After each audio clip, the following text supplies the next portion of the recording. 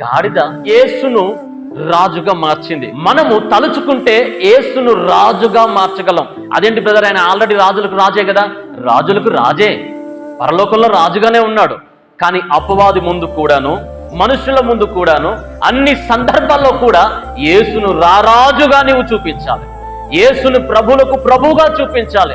ఆయనకు ఒక ప్రాముఖ్యతనివ్వడం ద్వారా, ఆయనకు ప్రాధాన్యతనివ్వడం ద్వారా, ఆయనకు విలువనివ్వడం ద్వారా నీవు యేసును ఎలా చూపించాలి? అనేకులకు రాజుగా చూపించాలి. ఉదాహరణకు ఒక వ్యక్తిని మీకు జ్ఞాపకం చేస్తాను. యోబు దేవుని రాజుగా చూపించేటువంటి ప్రయత్నంలో 100% కూడా సఫలత్వాన్ని పొందుకున్న వ్యక్తి యోబు భక్తుడు. దేవుడే అంటాడు సాక్షాత్తు అపవాదితో, నా యోబుని గురించి నువ్వు ఆలోచన చేసావా? నువ్వెంత చేసినా కూడా యోబు లాంటి వ్యక్తిని పడగొట్టలేవు. యోబును అనేక రకాలుగా మొత్తాడు అపవాది, అనేక రకాలుగా చిత్రహింసలు పెట్టాడు. ఎన్ని రకాలుగా అంటే కుటుంబంలో ఉన్న వ్యక్తులందరూ ఒకసారి చచ్చిపోయాడు. 10 మంది ఎవ్వర బిడ్డలు, 7 కుమారులు, 3 కుమార్తెలు ఒకేసారి వారికి ఉన్నటువంటి గొర్రెలు, గొడ్లు, మేకలు, గేదెలు, గుర్రాలు సమస్తం ఒకే రోజున చచ్చిపోయాయి. అన్నిటినీ కోల్పోయిన తర్వాత ఇప్పుడు యోబు పరిస్థితి, ఇప్పుడైనా ఖచ్చితంగా దేవుణ్ణి దూషిస్తాడు అని అపవాది ఎదురు చూస్తుంటే, ఒకవేళ గమనించాడు అక్కడ దేవుణ్ణి యోబు దూషించాడా?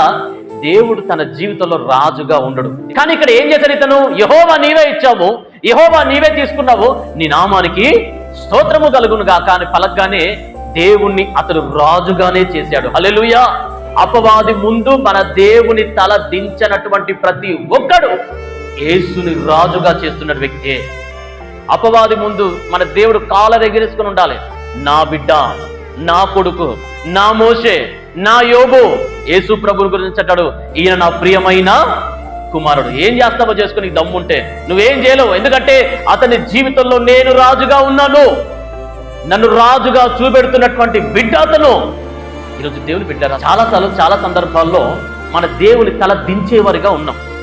అది లోకానుసారమైనటువంటి క్రియల్లో మనం పడిపోవడం ద్వారా కావచ్చు, ఫ్రెండ్స్ మధ్యలో కావచ్చు, సంఘంలో కావచ్చు, సేవకుల దగ్గర కావచ్చు, కుటుంబంలో కావచ్చు, ఎక్కడైతేనేమి మన దేవునికి ఇవ్వాల్సినంత ప్రియారిటీ ఇవ్వక, విలువనివ్వక, ఘనతను ఇవ్వక, ఆయన యొక్క విలువను తగ్గించినటువంటి స్థితిని మనము చూపెడుతున్నాం. దాన్ని బట్టి మన దేవుడు అపవాది ముందు తల దించుకునే స్థాయికి వచ్చాడు.